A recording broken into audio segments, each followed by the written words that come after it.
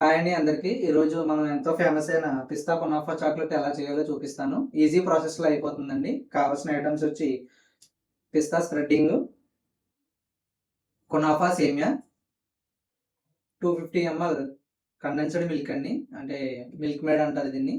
మనకు సూపర్ మార్కెట్‌లో అవైలబిలిటీలో ఉంటుంది.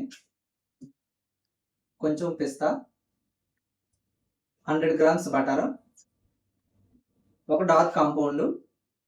ప్రాసెస్ చూద్దాం పదండి. బౌల్లోకి బటర్ అయితే తీసుకోండి. బటర్ హీట్ అయిన తర్వాత కునాఫా సేమియా యాడ్ చేసుకోవాలండి.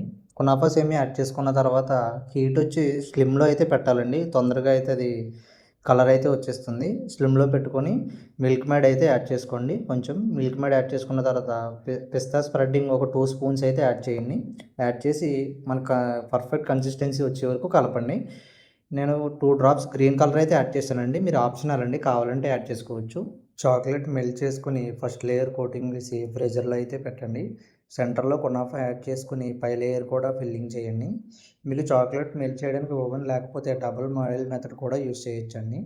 ఫైనల్లీ మన కునాఫా చాక్లెట్స్ అయితే రెడీ అయిపోయింది. మన దగ్గర బార్ అయితే అవైలబుల్గా లేదండి, అందుకనే చాక్లెట్ రెసిపీ చేశాను. మన వీడియోస్ మీకు యూస్ఫుల్ అయితే ఫాలో చేసి సపోర్ట్